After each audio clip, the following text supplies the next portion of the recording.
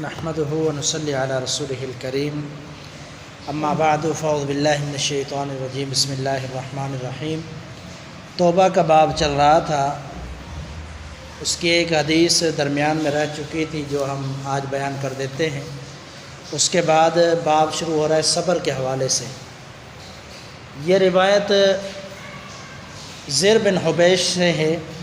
یہ زر بن حبیش تابعی ہیں جو صحابہ کے شاگرد تھے اور بڑے معروف تابعی ہیں۔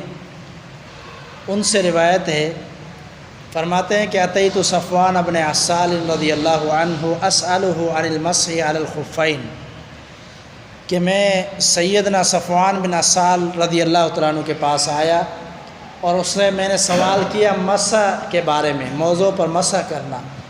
ابھی سردیاں بھی آ رہی ہیں، یہ مسئلہ بھی آئے گا، تو موضوع پر مسح کے حوالے سے فرماتے ہیں میں نے صحابی رسول صفوان بن عسال سے پوچھا کہ کیا آپ کو اس کے بارے میں علم ہے؟ تو جب فرماتے ہیں کہ میں تو آیا تھا سوال کرنے کے لیے، لیکن انہوں نے خود پوچھا مجھ سے، ما جاءک بک یا ذر، کہ اے زر بن حبیش کس چیز نے تجھے یہاں لایا، یعنی کس وجہ سے آپ یہاں آئے؟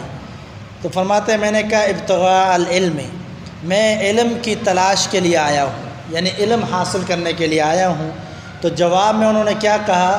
بڑی ہی بہترین الفاظ جو نبی صلی اللہ علیہ وسلم کی ایک حدیث سے ہیں کہ ان الملائکۃ تضع اجنحتها لطالب العلم رضا بما یطلب، کہ اللہ تعالیٰ کے فرشتے طالب علم کے لیے اپنے پر بچھا دیتے ہیں اس رضامندی اور اس خوشی کی وجہ سے جو وہ حاصل کرنا چاہتا ہے۔ اور یہ دین کے علم کی بات ہو رہی ہے۔ جو بندہ دین کا علم سیکھنے کے لیے آتا ہے، اگرچہ اس کے ساتھ کوئی مسئلہ ہو، وہ کسی مفتی سے پوچھنے کے لیے آتا ہے، تو یہ علم حاصل کرنے کے لیے آ رہا ہے، اس کے لیے فرشتے پر بچھا دیتے ہیں۔ یہ بات کرنے کے بعد پھر فرماتے ہیں سیدنا صفوان سے، زر کہتے ہیں، زر بن حبیش جو تابعی ہیں، وہ کہتے ہیں انہو قد حق فی صدری المسح علی الخفین بعد الغائط والبول، کہتے ہیں کہ میرے دل میں تھوڑا شک محسوس ہو رہا ہے مسح کے حوالے سے۔ اس حوالے سے میں بات کلیئر کرنے آیا ہوں کہ مسح کرنا پاک خانے کے بعد، پیشاب کے بعد تو مسح کرنا اس کے حوالے سے۔ تو آپ جو ہیں نبی صلی اللہ علیہ وسلم کے ساتھیوں میں سے ہیں، اس لیے میں آپ سے سوال کرنے آیا ہوں اس حوالے سے۔ فجئت اسألک، میں آیا تاکہ سوال کروں، هل سمعته یذکر فی ذلک شیئا، کیا آپ صلی اللہ علیہ وسلم سے آپ نے اس کے بارے میں کچھ سنا ہے؟ تو سیدنا صفوان جواب دیتے ہیں، فرماتے نعم، جی ہاں، کان یأمرنا اذا کنا سفرا او مسافرین، ہم سفر میں ہوتے، یا فرمایا کہ ہم مسافر ہوتے، اللہ ننزع خفافنا ثلاثۃ ایام ولیالیہن الا من جنابۃ، فرماتے ہیں کہ نبی صلی اللہ علیہ وسلم نے ہمیں یہ حکم دیا کہ ہم اپنے جرابوں کو، موزوں کو نہ اتارے 3 دن 3 راتوں تک نہ اتارے، الا من جنابۃ، جنابت کے علاوہ، یعنی اگر غسل واجب ہو جائے تو پھر اتارنے ہیں، اگر غسل واجب نہیں ہوا تو 3 دن تک ہم جو ہے اسی میں وضو کر سکتے ہیں اور مسح کر سکتے ہیں۔ لیکن من غائط و بول و نوم، لیکن پاخانے کی وجہ سے، پیشاب کی وجہ سے، نیند کی وجہ سے ہمیں حکم نہیں دیا اتارنے کا، یعنی یہ معاملات ہو تو اس وجہ سے نہیں اتارے، بھلے سوئے پہنے رہے، 3 دن تک ہمیں اجازت دی سفر کے موقع پر۔ اور پھر فرماتے فقلت هل سمعته یذکر فی الہوا شیئا، یہ جو بات کی ہے یہ سفر کے حوالے سے ہے، اور جو عام جو حالات ہیں انسان سفر میں نہیں ہے، اس حوالے سے موضوع کی مدت صرف 1 دن ہے، 1 رات 1 دن، یعنی جس وقت آپ نے پہنے ہیں اس وقت تک آپ مسح کر سکتے ہیں۔ آج مثلاً آپ نے عشاء نماز سے پہلے پہنے ہیں، وضو کرنے کے بعد پہننے ہیں، وضو ضروری ہے موضوع پر مسح کرنے کے لیے، آپ نے مسح کرنے سے پہلے وضو کرنا ہے، نماز کے لیے وضو کریں، یا ویسے ہی اگر جرابیں پہننی ہیں اور آپ نے یہ سمجھنا گرمی سردیوں کے لیے اگلے دن چینج کرنے ہیں، تو پھر آپ نے پہلے وضو کرنا ہے پھر پہننا، یہ شرط ہے۔ وضو کے بغیر اگر پہنیں گے تو پھر نماز میں جب وضو کرنا ہوگا اس کے لیے آپ کو اتارنے پڑیں گے، اور پہلے پاؤں اگر دھو کر وضو کر کے پہنیں گے تو پھر دوبارہ اس پر مسح ہو سکتا ہے۔ تو یہ طریقہ ہے مسح کرنے کے حوالے سے۔ تو سیدنا صفوان بن عسال رضی اللہ تعالیٰ عنہ نے یہ بیان کر دیا۔ اس کے بعد فرماتے ہیں کہ میں نے ان سے سوال کیا کہ کیا آپ نے نبی علیہ الصلوۃ والسلام سے کوئی محبت کے حوالے سے کوئی بات سنی ہے، محبت کے حوالے سے؟ تو فرماتے ہیں نعم، جی ہاں، کننا مع رسول اللہ صلی اللہ علیہ وسلم فی سفر، ہم نبی علیہ الصلوۃ والسلام کے ساتھ سفر میں تھے، فبینا نحن عنده اذ ناداه اعرابی بصوت له جہوری، کہا کہ ایک اعرابی آیا، دیہاتی شخص آیا، اور وہ آیا، اس کی بڑی تیز آواز تھی، اس نے فوراً آ کر کہا یا محمد، یعنی نبی علیہ الصلوۃ والسلام کا نام لے کر اس نے پکارا۔ اب وہ دیہاتی لوگ تھا، اس کو آداب کا پتہ نہیں تھا، طریقہ کار نہیں تھا، اس نے آتے ہی نبی صلی اللہ علیہ وسلم کا نام لیا، اور اللہ کے رسول صلی اللہ علیہ وسلم نے کوئی بھی برا محسوس نہیں کیا۔ آپ حیران ہو جائیں گے صحابہ کو تکلیف ہوئی اس جملے سے کہ وہ شخص آیا اور ایک بدوی تھا، ایک دیہاتی شخص تھا، اس کے آداب اور اس کا خیال نہیں تھا، اس نے آ کر نام سے پکارا، لیکن نبی علیہ الصلوۃ والسلام نے اس کو جواب کیا دیا، فعجابہ رسول اللہ صلی اللہ علیہ وسلم نحو من صوتہ ہا امو، آپ صلی اللہ علیہ وسلم نے اسی کی آواز کی طرح بلند آواز میں جواب دیا کہ میں یہاں ہوں۔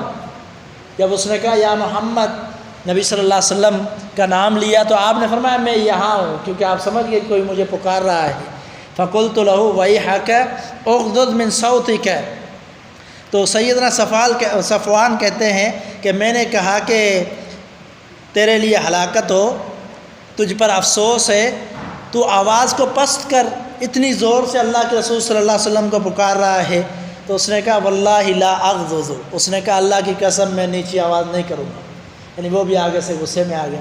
تو ایک بدوی تھا، اس کو ایک انداز نہیں تھا گفتگو کرنے کا، لیکن اس کو فوراً صحابہ نے ٹوکا تو اس نے کہا میں نہیں کروں گا۔ کیا کر لو گے، جیسے ہم بولتے ہیں آج کل آپس میں، تھوڑی بات ہوگی کیا کر لے گا، کیا اکھاڑ لے گا، کیا کر لے گا، میں ایسے ہی کروں گا۔ تو وہ بیچارہ آیا تھا گاؤں دیہات سے، اس کی طبیعت ایسی تھی، اپنی طبیعت کے مطابق اس نے کہا۔ تو سیدنا صفوان نے جب اس کو ٹوکا تو اس نے کہا لا اغضض، میں کبھی بھی نیچی آواز نہیں کروں گا، لیکن نبی صلی اللہ علیہ وسلم نے پھر بھی اس کی اس بات کو برا نہیں کہا۔ آپ صلی اللہ علیہ وسلم نے پھر بھی اخلاق اور ادب سے اس سے بات کی۔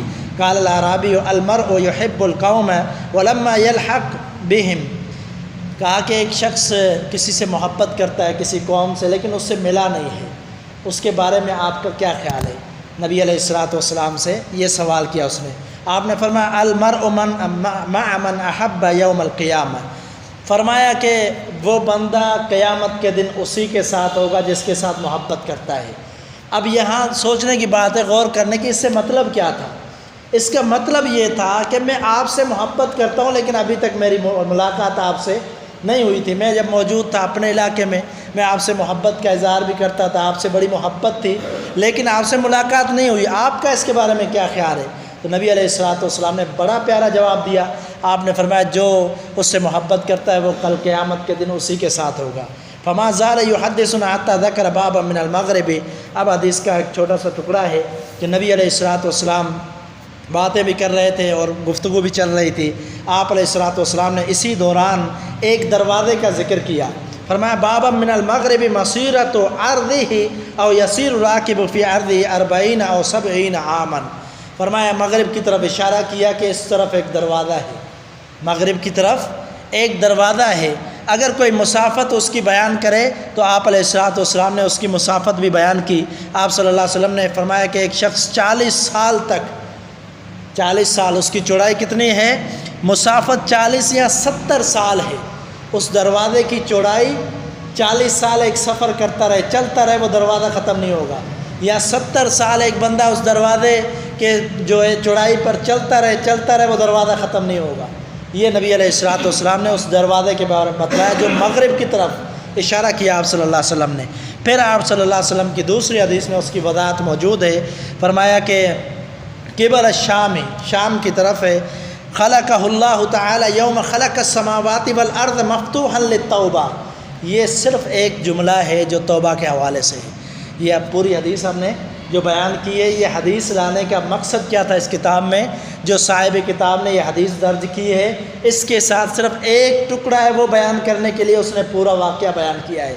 وہ ٹکڑا کیا ہے کہ اللہ تعالیٰ نے جب سے آسمان و زمین کو بنایا ہے، اللہ تعالیٰ نے جب سے آسمان و زمین کو بنایا ہے، اللہ تعالیٰ نے اس دروازے کو توبہ کے لیے کھول دیا ہے۔